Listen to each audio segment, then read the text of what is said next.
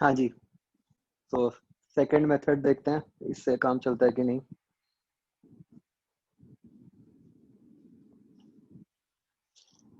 तो बच्चों फिर से समझो, आई को ओ पॉइंट नजर नहीं आ रहा, आई को तो सिर्फ पॉइंट पी नजर आ रहा है।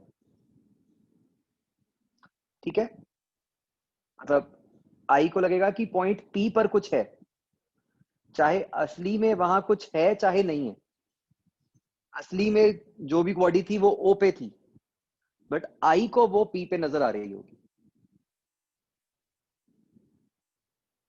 ठीक है, ये बात क्लियर होती है।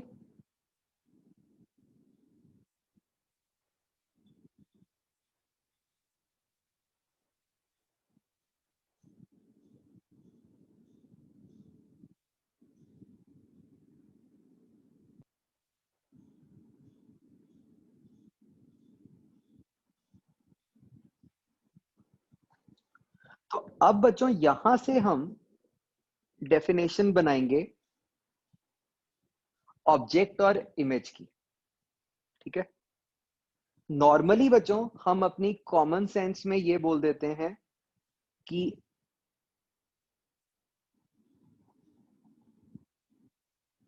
कि जो कुछ असली में है वो ऑब्जेक्ट है, एंड जो दिखता है वो इमेज है। ठीक है, इसको हम थोड़ा सा मॉडिफाई करके लिखेंगे। तो मतलब what we need to understand is, सबसे पहले कि there are optical devices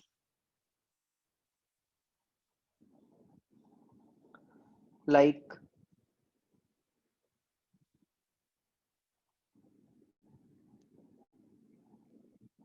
mirror, lens, etc., which can change the path of light.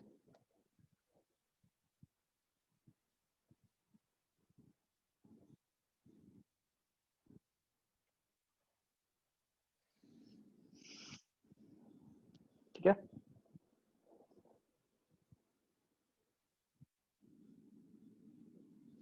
अब ये जो टर्म्स होती हैं ऑब्जेक्ट एंड इमेज,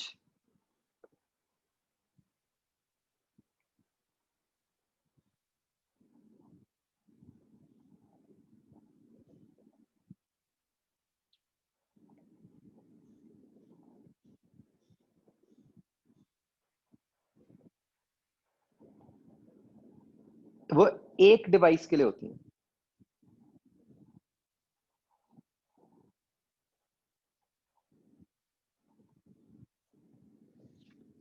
अब बच्चों इनका फिजिकली क्या मीनिंग होता है, ऑब्जेक्ट और इमेज का देखो।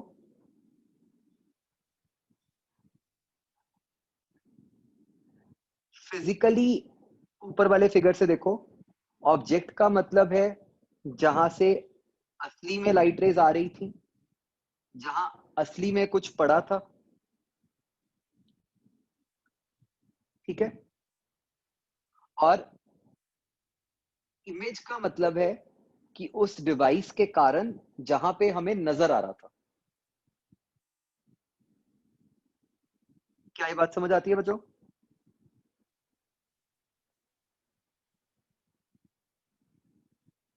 मतलब जो असली में है वो ऑब्जेक्ट है, एंड उस डिवाइस के कारण जहां पे नजर आ रहा है वो इमेज है।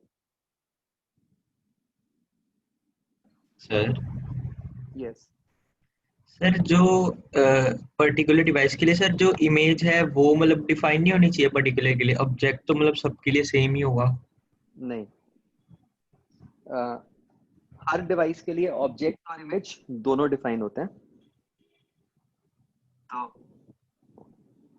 नहीं सर, अब जैसे ये एक ऑब्जेक्ट ओ पे है, अगर हम हम्म, इसके आसपास दो तीन लगा दें ऑप्टिकल डिवाइसेस, तो उनके लिए सबके लिए ऑब्जेक्ट तो सेम ही होगा। नहीं, बट अगर आप इस ऑप्टिकल डिवाइस के राइट पे एक और डिवाइस लगा दो तो उसके लिए ऑब्जेक्ट वो नहीं होगा। Okay sir. ठीक है, तो हमने देखो कैसे याद रखना है, this is very important because this is different from your class 10th और ये बार बार यूज होगा।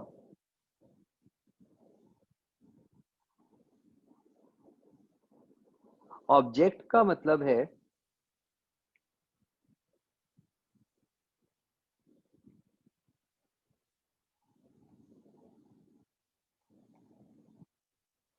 Point of intersection of incident light rays.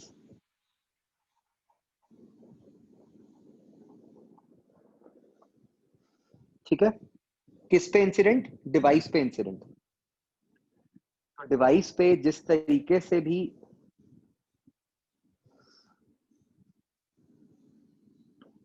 Raise incident थी, उनका जो पॉइंट ऑफ इंटरसेक्शन है उसको हम कहते हैं एज ऑब्जेक्ट। और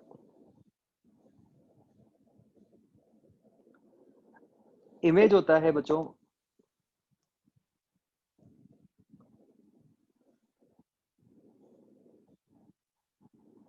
point of intersection of emergent light rays.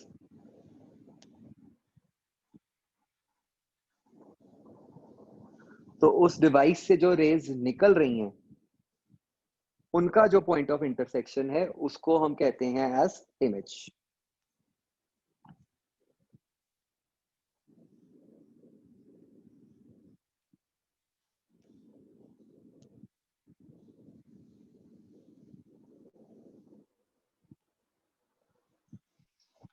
तो बच्चों क्या ये समझ आता है ऊपर वाले फिगर में कि ओ ऑब्जेक्ट हो गया इस डिवाइस के लिए और पी इमेज हो गई?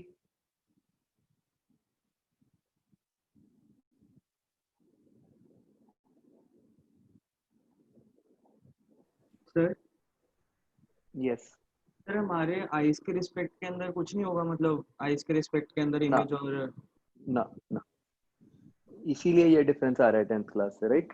10th में हम कुछ अलग तरीके से पढ़ते हैं।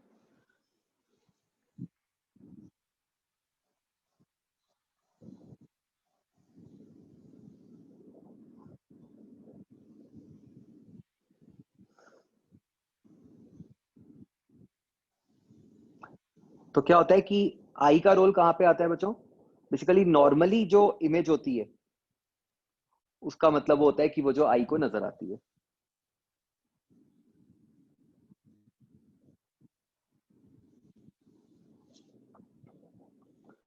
तो मतलब इमेज का मतलब वही हो जाता है जो नजर आता है।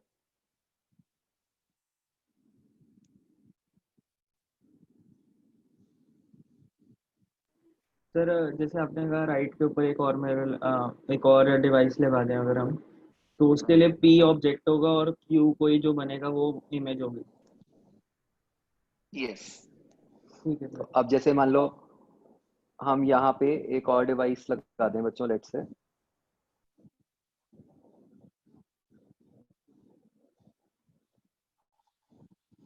ठीक है, जिसने फर्दर लाइट के पाथ को चेंज कर दिया।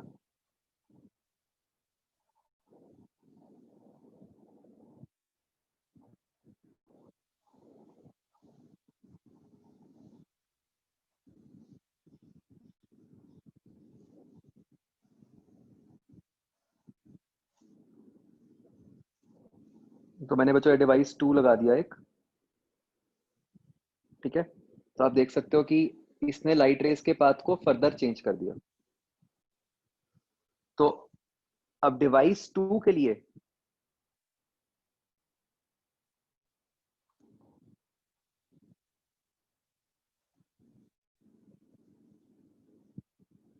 What is the object?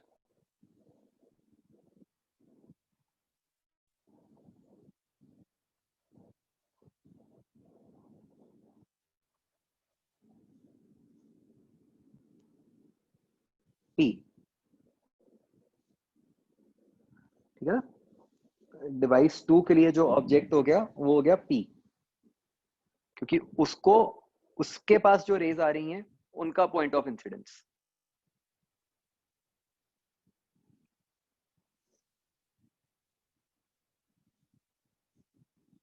ठीक है, और अब ये जो रेज उससे निकल रही हैं, उनका जो भी पॉइंट ऑफ इंटरसेक्शन होगा वो डिवाइस 2 के लिए इमेज हो जाएगी।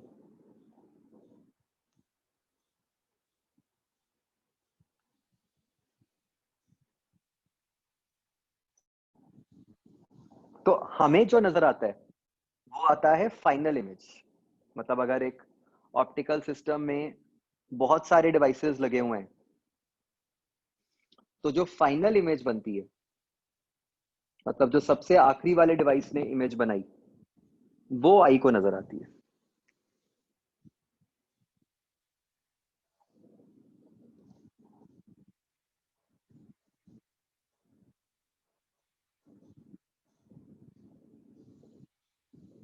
ठीक है बच्चों, ये बात समझ आ रही है?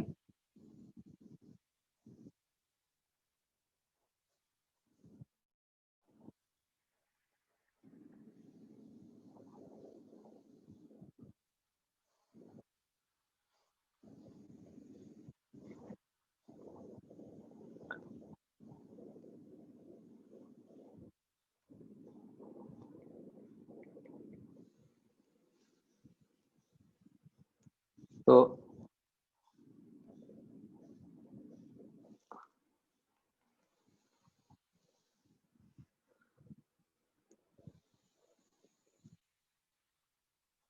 स्कूल बोर्ड्स में आपको बच्चों वैसी डेफिनेशंस नहीं पूछते, बोर्ड्स का भी लेवल अब इम्प्रूव हो गया।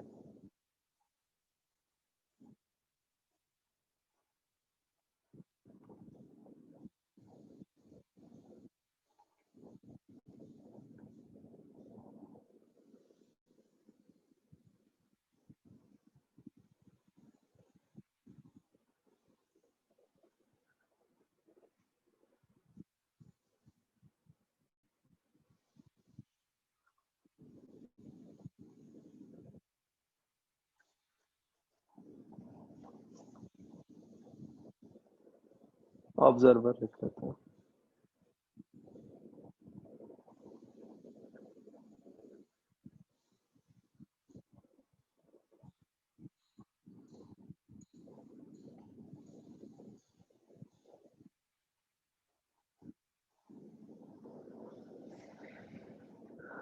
तो जहां पे मल्टीपल डिवाइसेस लगे होंगे वहां पे ऑब्जर्वर को फाइनल इमेज नजर आएगी।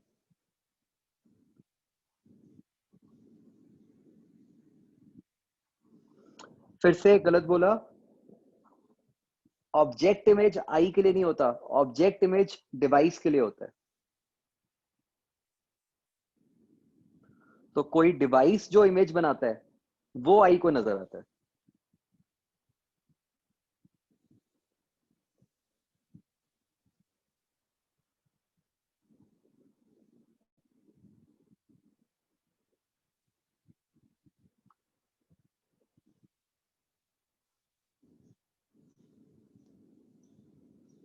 यस ऑफ कोर्स, आई भी एक ऑप्टिकल डिवाइस है, उसी के हिसाब से ही तो हमने सारा कुछ लिखा है।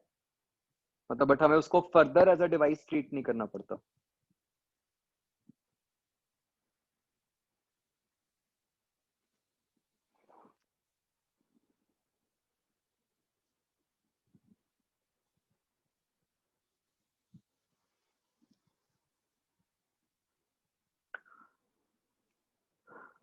तो बच्चों आई का पाथ, ये जो लाइट का पाथ है, ये हम अलग अलग डिवाइसेस की हेल्प से चेंज कर सकते हैं। एंड बेसिकली अब हमें क्या समझ आ रहा है कि ये पाथ चेंज करने से होता क्या है। हम हम हम कितना बड़ा देखेंगे, कितना छोटा देखेंगे, कहाँ पे देखेंगे, ये सारा कुछ चेंज किया जा सकता है। तो यही हमें इस चैप्टर में सीखना है कि कैसे हम क्या क्या चेंजेस ला सकते हैं और उन चेंजेस की हेल्प से क्या फर्क पड़ता है इमेज पे।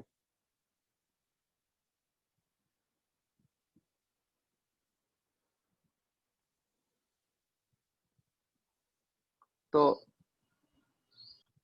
तो जो फर्स्ट बच्चों तरीका है लाइट का पाथ चेंज करने का,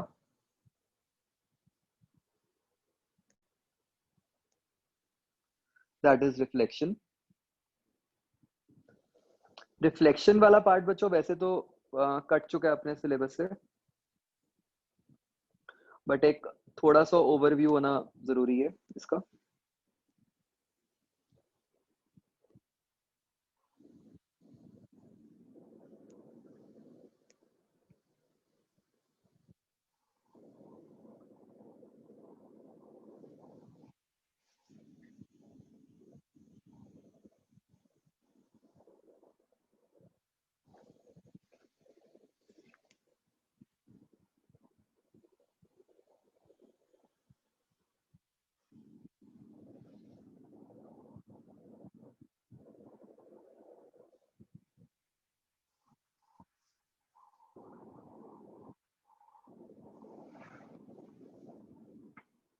तो बच्चों अगर हम कोई एक ऐसी सरफेस लें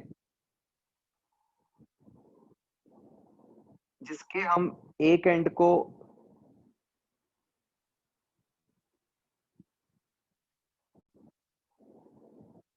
ऐसे पॉलिश कर दें,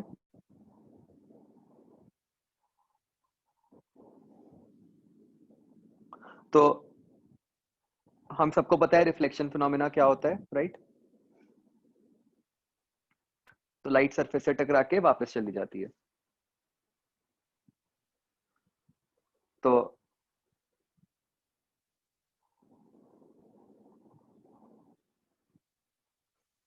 एक आ गया सरफेस के साथ नॉर्मल,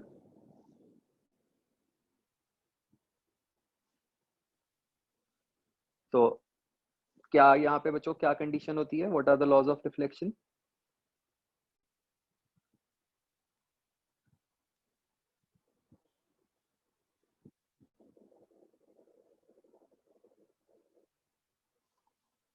सबको पता है, right? Incident, reflected and normal lie in same plane.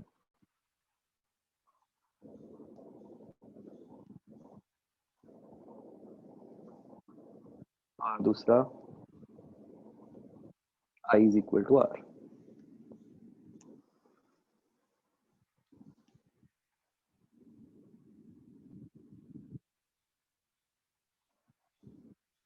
कुछ लोगों ने लॉ ऑफ रिफ्लेक्शन भी गलत लिखा है सरप्राइजिंगली। शोभित,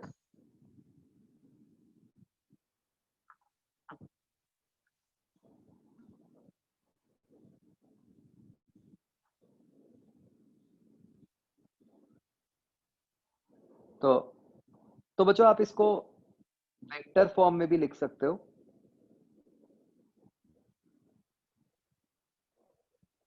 अगर हम एक इंसिडेंट रे के अलोंग यूनिट वेक्टर ले लें और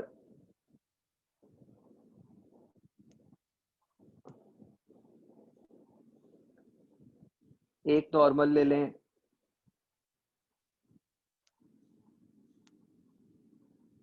एक मतलब यूनिट वेक्टर ले लें नॉर्मल के अलोंग, तो हम वेक्टर्स की फॉर्म में लिख सकते हैं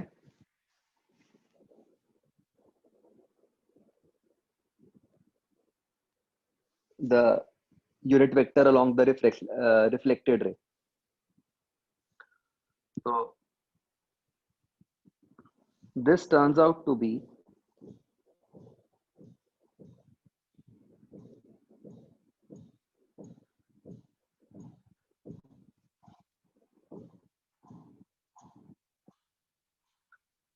ये बच्चों आज घर पे ट्राई करना है आपने प्रूव करने का, बड़े आराम से किया जा सकता है।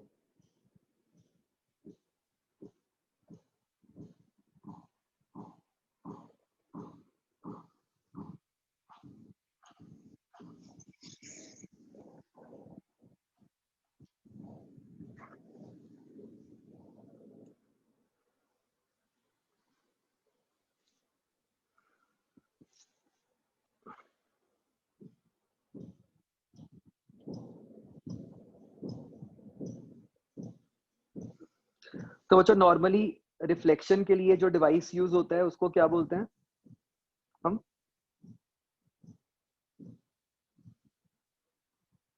Mirror, right?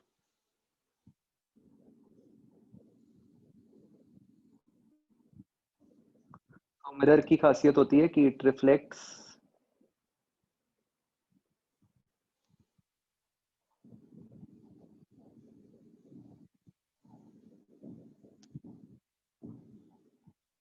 most of the light falling on it. Sir Yes. Sir ये u डॉट n के बाद उसका भी डॉट प्रोडक्ट ही है n के साथ। U और ये N का U डॉट प्रोडक्ट है। उसके बाद ये n के साथ क्या है इनका? कुछ नहीं है, बस मल्टीप्लाइड है। तो प्रोडक्ट नहीं होना चाहिए। फिर तो वो पूरी टर्म एक नंबर ही बन जाएगी। तो फिर आप वेक्टर में से स्केलर सब्ट्रैक्ट करोगे। ओके, हाँ जी।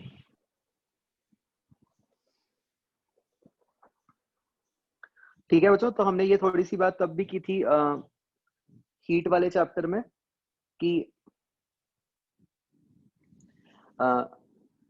मतलब ऐसा पॉसिबल नहीं है कि आप 100% रिफ्लेक्शन करवा पाओ, कुछ ना कुछ रेस तो एब्जॉर्ब हो जाती हैं। तो इसलिए हम ये कहते हैं कि एक mirror it reflects most of the light falling on it.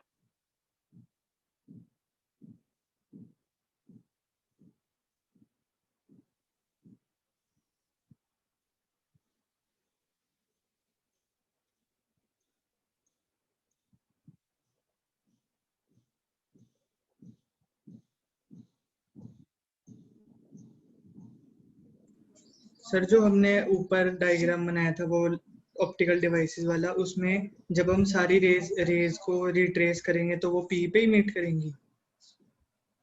नहीं, तो आई को कौन सी दिखेगी फिर? आई को सिर्फ तो जो सबसे जो बाद में जो डिवाइस था उससे जो रेज, मतलब आप ऐसे सोचो ना, आइस को तो जो रेज आइस के पास जा रही हैं उनका पॉइंट ऑफ इंटरसेक्शन जो है वहां पे नजर आएगा। नहीं सर, मतलब जैसे कि जो इससे बाहर निकल रही हैं काफी सारी रेस, तो वो सारी रिट्रेस करके एक ही इंटरसेक्शन पे मिलेंगी? हाँ हाँ हाँ, वो एक ऐसा ही क्यों? मिलेगी। एक ही पे क्यों मिलेंगी? वो मतलब बेसिकली आप ड्रॉ करके देखोगे तो मतलब क्या होता है कि हर पॉइंट से इनफाइनाइट रेज निकल रही होती है ना। हाँ जी। जैसे पॉइंट ओ से there will be infinite rays जो निकलेंगी। तो हमारे को नजर तभी आता है जब सारी रेज एक जगह पे कन्वर्ज कर रही होंगी। अगर कन्वर्ज नहीं कर रही होंगी तो हमें नजर ही नहीं आएगा।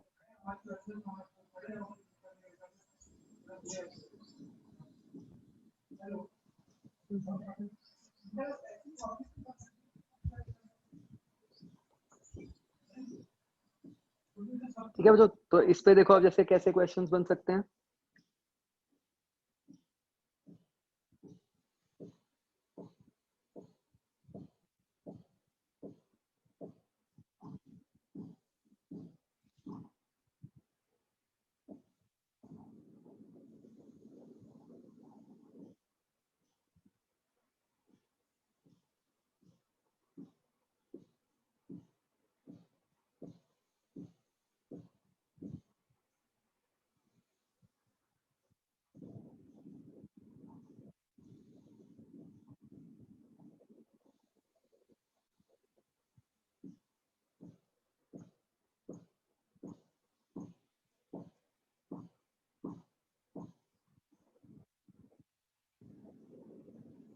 एक लाइट रे इस तरीके से इंसिडेंट है as shown.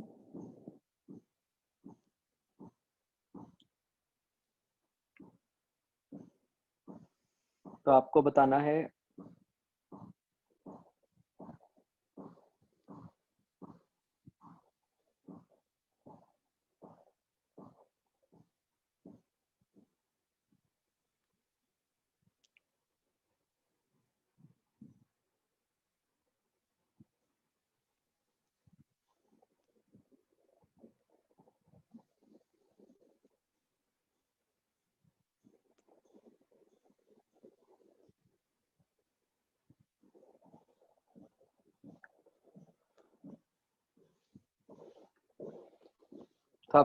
Find the angle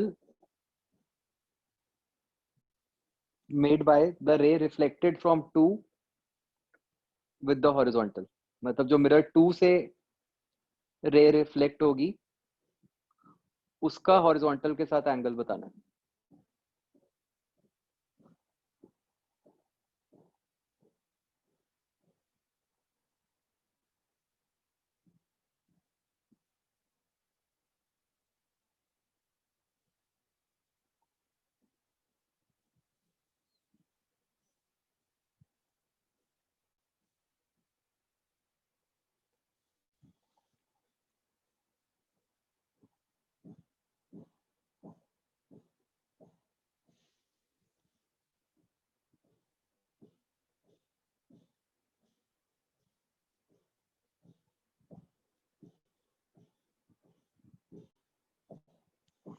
Yes, ray is parallel to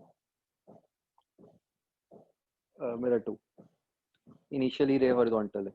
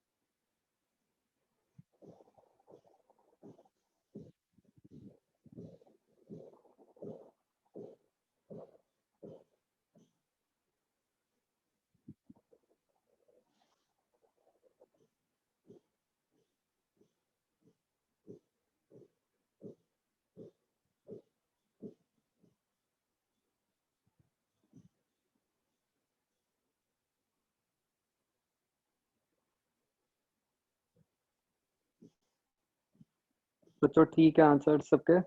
2 गलत आंसर्स आए हैं मेरे पास, प्रभनूर एंड जतिन.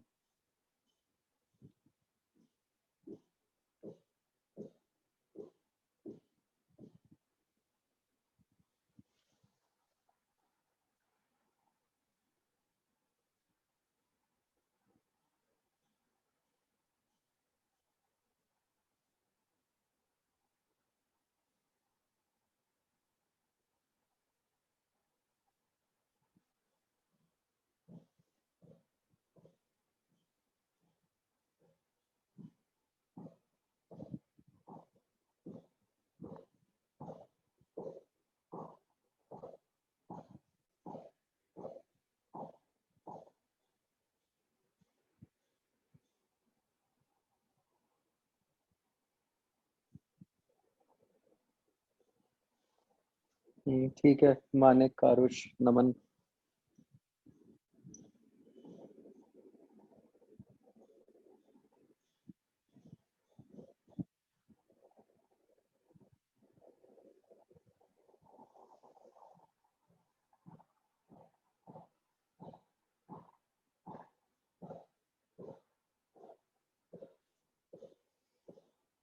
शोभित, स्पर्श ठीक है. गोपाल, गुनेश ठीक है. लक्ष्यका ठीक है.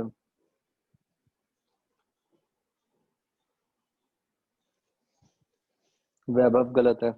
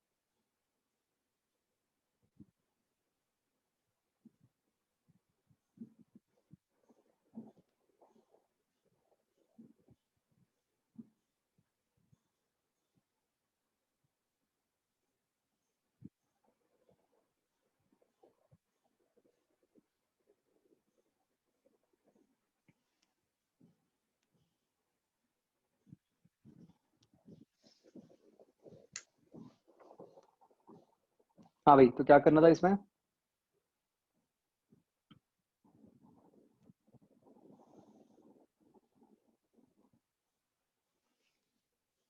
एक बच्चों आदत डाल लो कि जब भी आप मतलब ये रिफ्लेक्शन करवाने लगो या आगे भी हम जो फिनोमेना पढ़ेंगे,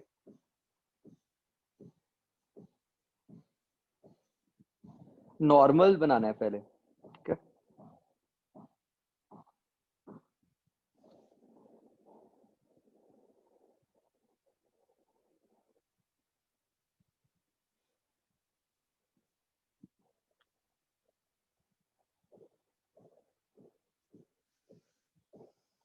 तो ये इस तरीके से होगा। तो अब अगर हम एंगल्स लिखें तो दिस इज थीटा, तो ये 90 माइनस थीटा, उससे अगला 90 माइनस थीटा, क्योंकि मतलब रिफ्लेक्शन हो रही है।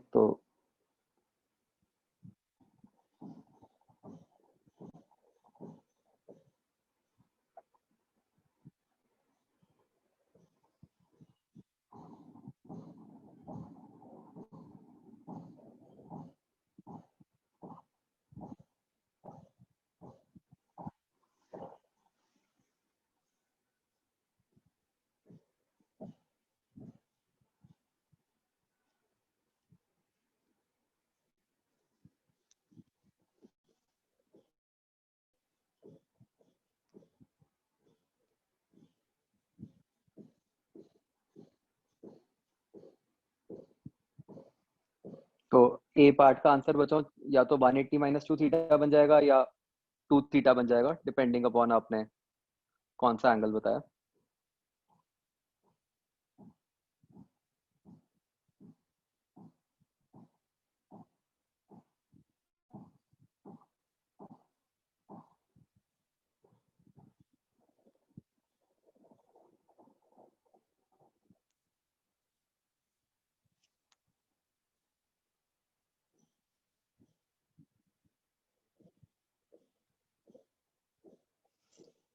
चल गया बच्चों पुराना मेथड, अब वो अपडेट वाला इशू नहीं आएगा।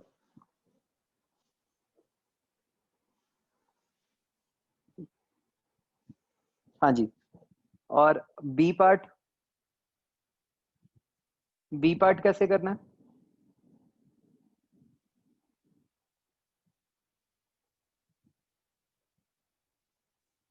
किस केस में रिट्रेस होगा? जब वो मिरर 2 को परपेंडिकुलरली हिट करेगी, राइट। तो मिरर से जो एंगल बन रहा है उसका 180 माइनस 2 थीटा बन रहा है, जो हमने ए पार्ट में निकाला है। तो हमें क्या चाहिए कि 180 माइनस 2 थीटा जो है वो 90 हो। तो उससे आपका थीटा 45 आ जाएगा।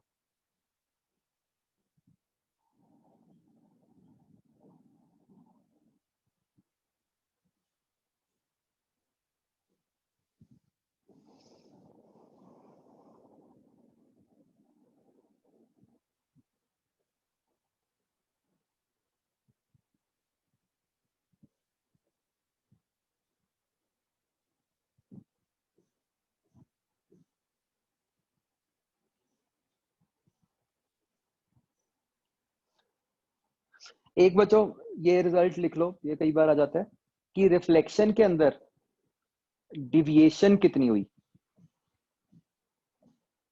डिविएशन मतलब लाइट ने अपने ओरिजिनल पाथ से कितना बेंड किया।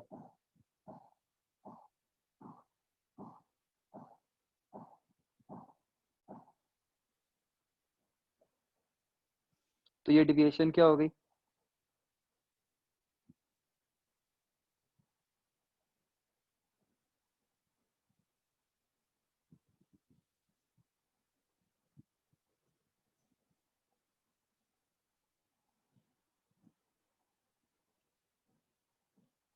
तो इसको 180 माइनस आई माइनस आर लिख सकते हैं, और आई और आर तो इक्वल ही है।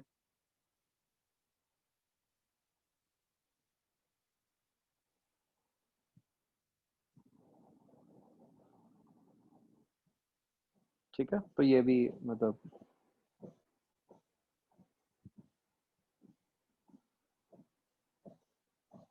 याद रखो डिविएशन वाला केस।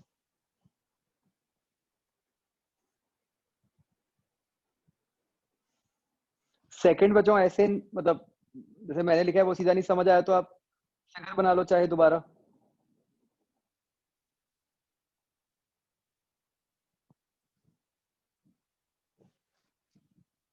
मतलब लाइट किसके इसमें,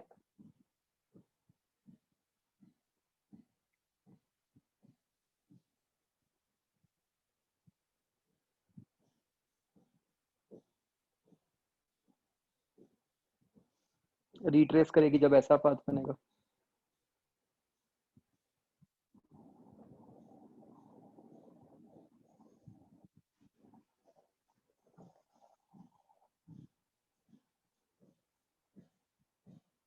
राइट।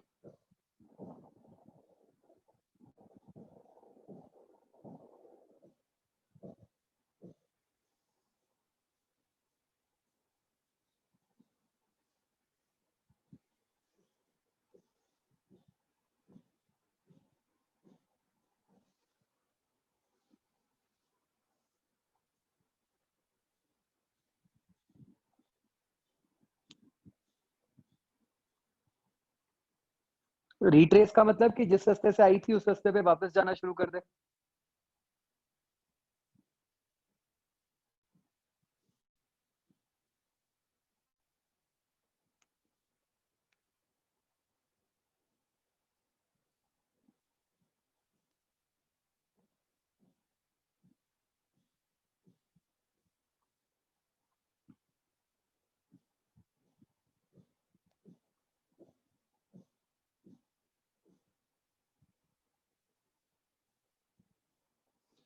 ये बच्चों मैंने इसका आंसर पहले का आपको दो बोले थे, जैसे हो सकता है आप में से किसी ने 180 माइनस 2 थीटा लिखा हो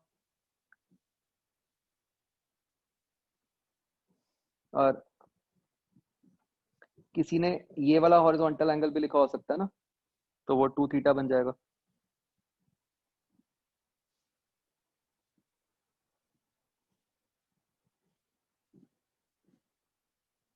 नहीं राम, आप रिट्रेस का मतलब गलत समझ रहे हो।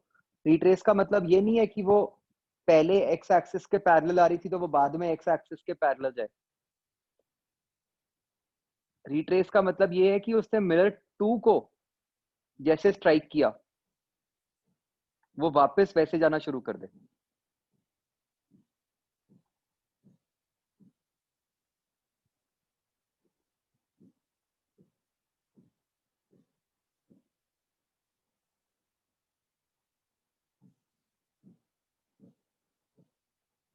क्वेश्चन में क्या लिखा है, retraces its path after striking 2। तो 2 को स्ट्राइक करने पर वो जैसे पहुंची थी वैसे वैसे ही वापस जाना शुरू कर दे।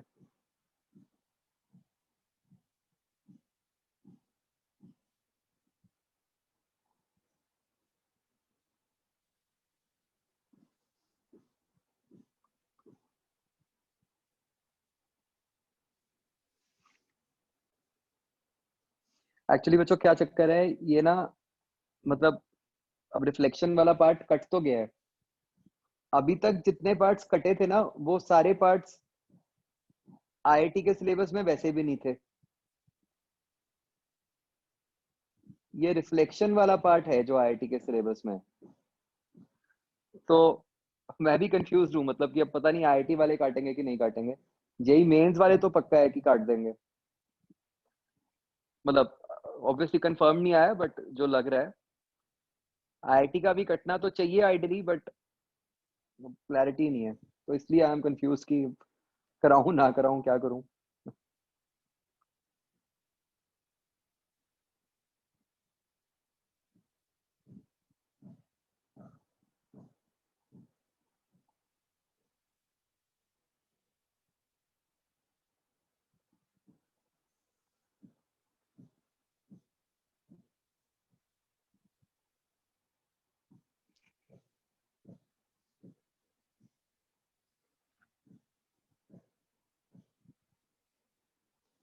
तो देखो बच्चों ये कोई पॉइंट ओ है इस मिरर के हिसाब से,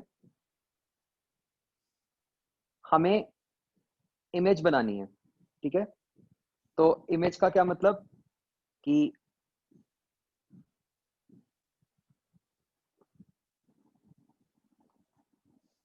इससे जो रेज मिरर से टकरा के निकल रही होंगी उनका पॉइंट ऑफ कन्वर्जेंस क्या होगा। तो बच्चों उसके लिए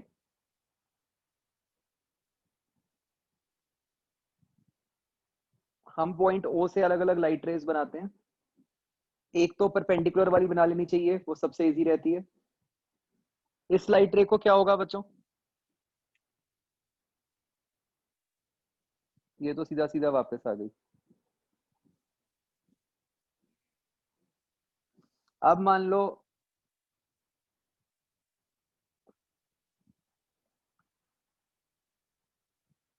हमने एक और लाइट रे ले ली,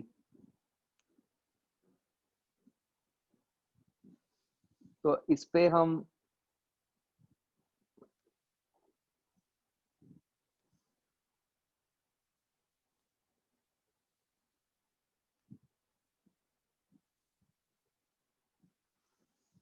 इसको रिट्रेस करते हैं। तो अब आप देखो बच्चों मिरर से कौन सी दो रेज निकल रही हैं, हमें उनका पॉइंट ऑफ इंटरसेक्शन बनाना है।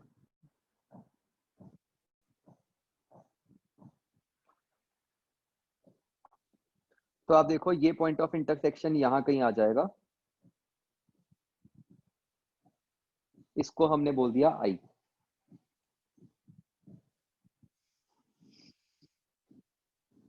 समझ आ रहा है इस मिरर के लिए ओ क्या बन गया, आई क्या बन गया। ओ क्या था, जो मिरर्स पे रे स्ट्राइक कर रही हैं उनका पॉइंट ऑफ इंटरसेक्शन।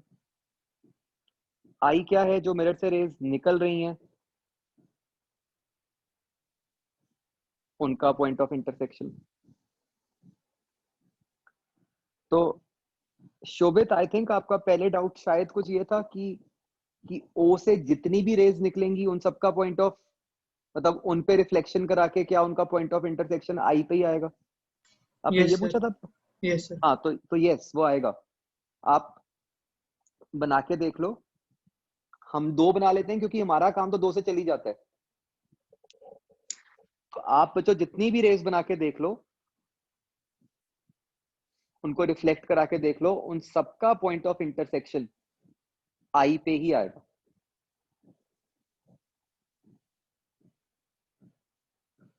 सर ये सिर्फ मिरर के लिए या किसी भी जनरल ऑब्जेक्ट के लिए, मतलब ऑप्टिकल डिवाइस के लिए? सारे ही डिवाइसेस में ऐसे होता है।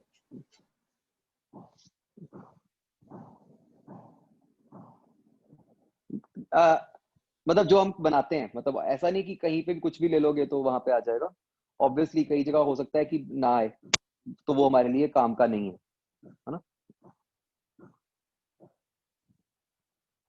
हमारे काम का वही डिवाइस है जहाँ पे एक ही जगह है।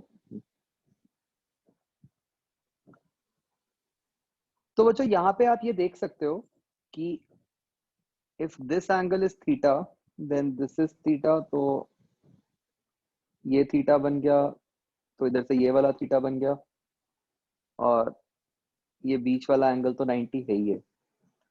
तो ये जो दोनों ट्रायंगल्स हैं ये कॉन्ग्रुएंट बनेंगे।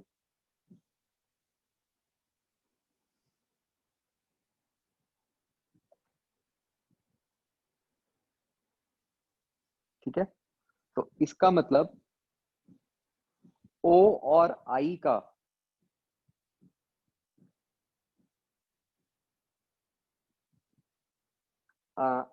मिरर से जो परपेंडिकुलर डिस्टेंस होगा वो सेम होगा।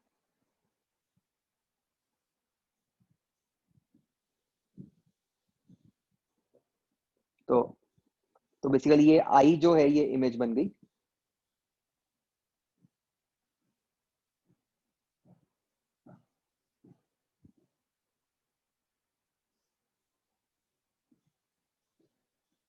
तो इस इमेज की बच्चों क्या क्या प्रॉपर्टीज हुई।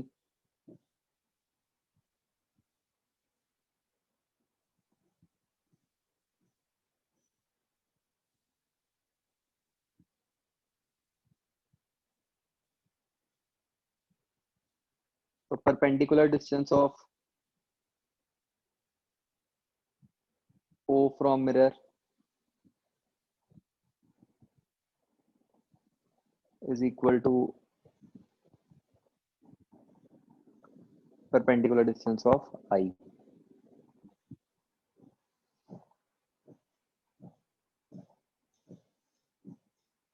ठीक है।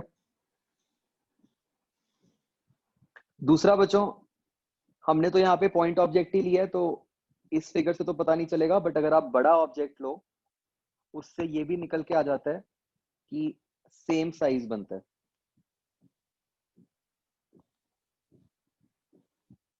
ये सारी सेम बिल्कुल 10th क्लास वाली प्रॉपर्टीज हैं।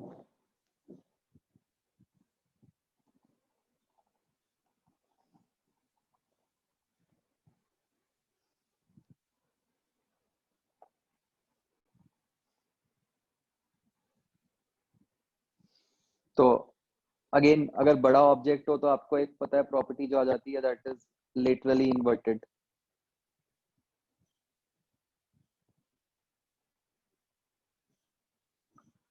उसका क्या मतलब है?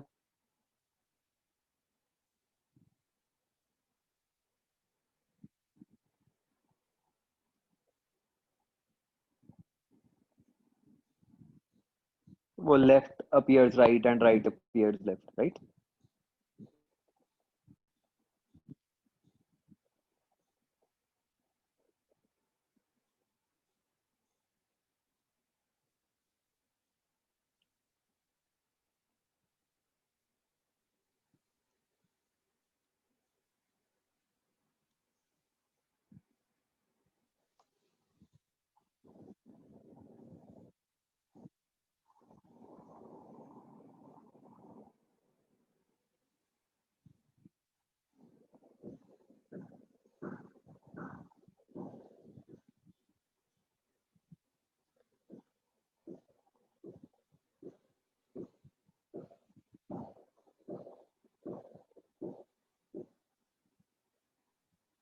ये बच्चों जब मैं क्लास लेट छोड़ता हूँ तो आप उत्कर्ष सर को बोलते हो वो इसलिए लेट कर देते हैं, या बाई चांस ऐसा होता है कि जब भी मैं लेट करता हूँ तो उत्कर्ष सर लेट शुरू करते हैं?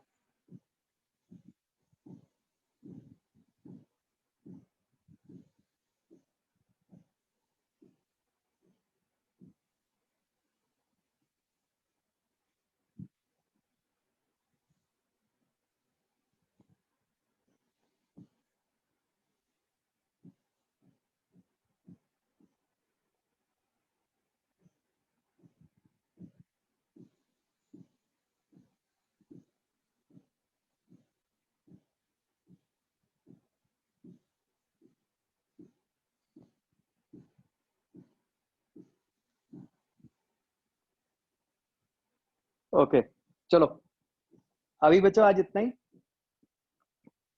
कुछ प्रॉपर्टीज और हैं वो नेक्स्ट क्लास में करेंगे, ठीक है? मैं होमवर्क आपको अभी मैसेज करूंगा। ओके